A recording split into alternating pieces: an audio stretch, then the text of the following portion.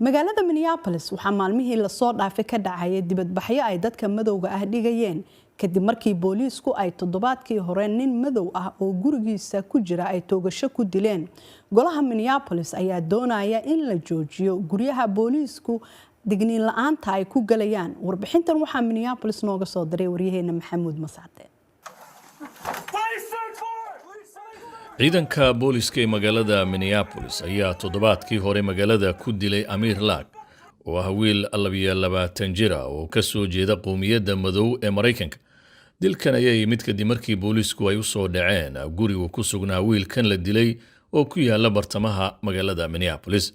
Gariiqan Amin Harun ayaa sharaxaya waxa keenay dilka wiilkan iyo sababta ay ciidanka boolisku guriga gudaha ugu dhaceen. maxamuudow askartii dishay waxay daba socdeen qof ay uga shakiyeen inuu guriga ku jiro kana soo qayb qaatay dil ka dhacay magaalada St. Paul. askartuna waxay wadatay waaranta aan digniinta lahayn, marka sidaas ayay si kedis ugu soo galeen. wiilkan la dilay Amir Lagna hurduu ka soo booday gacanta isagoo ku wata bastoolad, isla markiina xabad waxa ku furay askartii, marka saasoo ku dhintay iyagana ay boolisku dileen.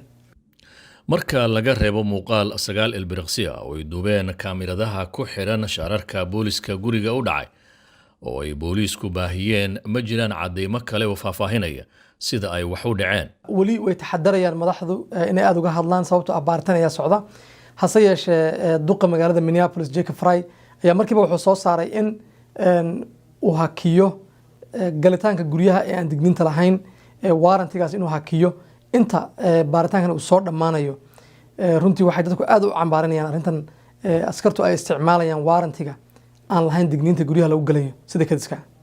askarigii dilka geystay oo magaciisa lagu sheegay Mark Henneman ayaa shaqada si ku meel gaar ah looga joojiyay, balse waxaa magaalada Minneapolis ka socda dibadbaxyo lagu dalbanayo in askariga shaqada gabi ahaanba laga eriyo lana maxkamadeeyo.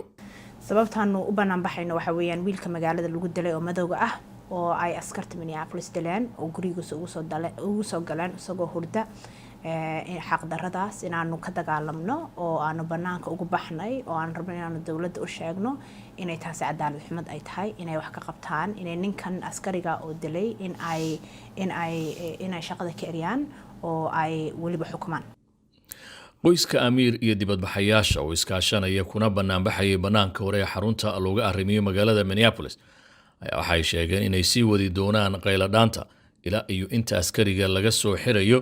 dibadbaxayaasha ayaa ku doodaya in ay tahay waxaan la aqbali karin in boolisku ay sharciga baalmaraan halkii iyagu ay sharciga ilaalin lahaayeen. ninka ay dileen ninkii ma aha warqada ku qornaa, taasi waa khalad. iyagu baan sharciga raacin, iyaguna hadday raadinayaan qof because sharciga ku dhahay waa in iyagu sharciga raacaan. so taas waa cadaalad xumo. bartamihii sanadkii 2020 ayay ahayd markii George Floyd ay dileen askar ka tirsan ciidanka booliska ee magaalada Minneapolis. dilkaasi oo ay ka dhasheen dibadbaxyo rabshado watay oo keenay in la gubo ganacsiyo kala duwan, hanti badanna la burburiyo. dilka wiilkan madow iyo dibadbaxyada socda ayaana abuuraya cabsi ah in ay dhici karaan rabshado kale oo magaalada saameeya. markasta oo qof madow ah uu ku baxo gacanta askarta runtii waxay sii damqaysaa boogo hore u jiray. laakiin arrintan waxay ku xiran tahay in banaanbaxyo waaweyn oo kuwii George Floyd oo kale dhici doonaan iyo in kale cadeymaha la soo bandhigo inta ay hawsha socoto.